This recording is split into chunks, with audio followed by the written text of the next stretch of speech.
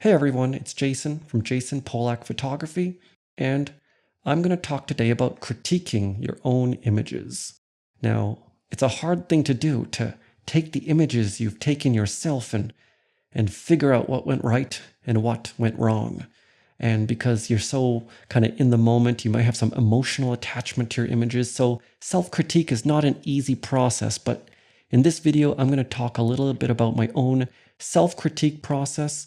Maybe it'll help you. You might have to come up with your own self-critique process to figure out what went right and what went wrong in your own photos, to sort of refine your process out in the field, to make you more aware of what makes a good photo for you. Okay, so before I get into the critique process, I just want to mention that if you want to support my work, check out the Patreon link below. I have a Patreon. You can join as a free or paid member, and paid members get one video a week where I talk about exactly this kind of stuff when it comes to bird photography. So, I just mentioned bird photography, but I'm actually going to talk about some photos of deer I just took. And the reason why is because I've been seeing a lot of deer recently in a very large park in Calgary, Alberta, the Nose Hill Park. There's a population of deer there, and I've taken some photos of them. Some turned out, and some didn't. So let's go in the editor, and I'll talk about a few of the photos and sort of describe my process and understanding the different aspects of the photo. And I'll start with one photo I don't really like too much, but I'll tell you why that is. Okay, so let's go in there. Okay, we have a photo here of a deer, and you can see that it's in a field of grass, and there's some bushes in the background. It has a nice yellow tone here and a blue sky. Now, what are some things that are wrong with this photo? Well, wrong is a strong word, but what are some things that aren't quite right, or that don't really convey the message that I might have tried to convey with this photo? Well, first of all, you have the deer, and the deer is very far away from the photographer, which is me. And you see that because it's far away, there isn't a lot of subject-background separation. You see that the color of the deer is similar to the color of the grass. The deer is turned so that the form of the deer isn't so noticeable, and the legs are kind of hidden in the grass, and so it's not a very strong message. There's a deer there, but the message of the deer, how it's being transmitted, is not very strong. Now, in some photos, that might not be a problem, but in a photo like this, it kind of is a problem because the deer is pretty much the only thing that's kind of interesting in this photo. There isn't too much more of interest. It's a very plain field. It's a very plain sky. Even the bushes are kind of ugly. So the deer is really the only thing of interest, and it's not really standing out to anything. So there's nothing really that stands out and says, oh, that's kind of interesting. There's no visual interest in this photo. Now, it's not a bad thing in itself that the deer is small or that the deer blends in with the background, but when you combine the two together, small blends into the background, strange form, it starts to lose the concept of deer. It's not a very interesting thing for me to see this deer in the field. It's not too bad, but it could be improved. I want to show you another photo that I took of deer that I find a lot more interesting. Okay, so let's go to this photo. This photo I find a much more interesting photo, and you can see there's so many different things in this photo that aren't in the other photo. And I want you to notice something. I'll put them side by side, okay? Now, when we put the photos side by side, you can see that in the photo on the left, there's a lot more subject-background separation between the deer and the background. Here, the deer is kind of blending in. Now again, the blending in is not a problem. It's the fact that it's blending in and it's far away and you can't see much about it. Here, the deer, there are two deer, first of all. And one of the reasons why the deer on the left, in the left photo, are so much more separated is due to several reasons. Well, first, the deer were taken from a slightly different angle so that they're separated from the ground. You've also got the background, which is a different color, blue, and that's a complementary color to the deer itself. And you've got two deer together. That relationship between the two animals really kind of gives you a new dimension in recognizability. That new dimension, you've got, not only do you have the shape of the deer giving some recognition, you have the relation between two animals, and our brains are attuned to see relationships. So the presence of two deer actually even enhances the presence of the deer further in the photo. The deer is not the only problem in this photo on the right, though. You also see that there's a field, and I kind of wanted to convey the sense of desolateness or sparseness of the landscape, but almost the fact that the field is taking up too much of the photo is not really emphasizing that sense of sparseness. In the photo on the left, the field is at the bottom of the frame. It is only taking up a small amount of the frame. And because you only see a small part of the frame in the distance, you can kind of infer that there's nothing in the foreground. So the fact that the field on the left is only partially in the frame kind of better conveys the sparseness than the field on the right, which is sparse, but somehow because there's so much going on in it, there are different bushes sticking out, there's a lot of wavy out of focus grass, some slightly out of focus grass, kind of detracts from the message of sparseness, putting the entire field in the photo.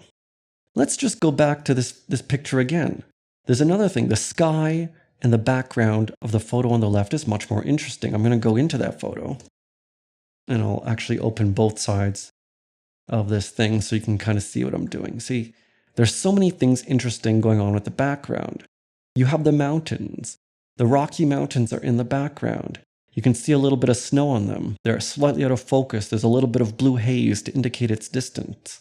That's an environmental element that's a lot more interesting than a plain blue sky. And speaking of the blue is another interesting thing here. You have a complementary color scheme, blue and orange, yellow, orange. And in a way, if you look at the other photo, you have the complementary color scheme here, but the scheme is a lot more boring here because in a way, there's almost too much of the blue. The blue is too solid. The solidness of the blue is distracting. In this photo here, the blue is concentrated on the bottom, and you have such a nice gradient going from the bottom of the photo to the top of the photo, and the gradient itself is complementary. Look at the color wheel on the right. If I move the color picker from the bottom to the top of the photo, you have such a nice transition all the way to the other side of the color wheel. The gradient is a complementary gradient that actually enhances the complementary color scheme. And this sort of color scheme, this sort of gradient often happens when you're shooting into the setting sun, and that's what happened here. There's a bit of the setting sun at the top, and that created the yellow at the top, and you have the blue on the bottom. The complementary color scheme is much better illustrated in this photo than it is in the other photo. You can see that here, it's just too much in your face. The colors are too separated. Here, the blue is sandwiched between the yellows, and that gradient it's much more interesting. So sometimes color schemes are much more interestingly illustrated when you have something in the background. And I want to go back to just say one more thing about this photo here. The deer being partially hidden might not have been a problem if I were much closer. But because I'm far away, the effect of that merging into the grass is lost a little bit. If I look at another photo I took here, this is a photo where the deer is partially hidden in the grass. You can't see its feet, you can't see its entire legs. But I was much closer. And by the way, I gotta tell you about this deer. You know, it's not easy to get close to these animals. This was an exceptional case, and this proves my point why the number one thing in wildlife photography is to go again and again to wherever you're shooting, because, 9 times out of 10, if I encounter these deer, they're going to be too afraid. This was just a totally random chance occurrence. I was walking along a path. I was just minding my own business. I wasn't even looking for deer. I just was walking along a path, and there was a hill, and on the other side of the hill, the deer were there. And it was just such a lucky moment to capture them. They weren't even afraid. They were looking at me, and they were still eating, and they allowed me to photograph them, and they slowly went away. It was a great experience, and that just proves, this has nothing to do with photo critique, by the way, but it just proves that if you want really good shots, the number one thing, more than gear, more than traveling, more than anything else, and I'll talk about that in a future video, the number one thing is to go again and again and again. And eventually, you'll find that rare moment where you can get a shot like this without doing anything strange, like habituating animals. This was totally in the wild. a totally natural encounter. But back to the photo. I just want to say that in this photo, this deer was partially obscured, but since it's so close, you can see a great separation even from the grass and the deer because there are different textures on the deer. So sometimes a concept that works up close isn't going to work far away. In this case, the deer was obscured partially by the grass, but it's too far away for the effect to be visible. The effect is lost. So sometimes something like this, a shot like this, here's another one. Here's another example. This deer here is eating in this grassy area with some snow. It's totally blending in with the background in terms of color, but because I'm so close, the subject-background separation is still relatively maintained because the deer has a different texture than the grass, and you can see the face. The face has a very strong visual weight.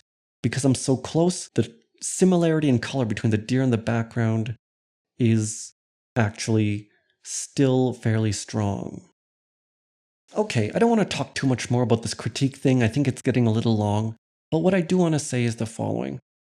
Go through your photos, compare different photos, similar photos of animals, see what you like, see what you don't like, and ask yourself what is wrong and what worked and what didn't.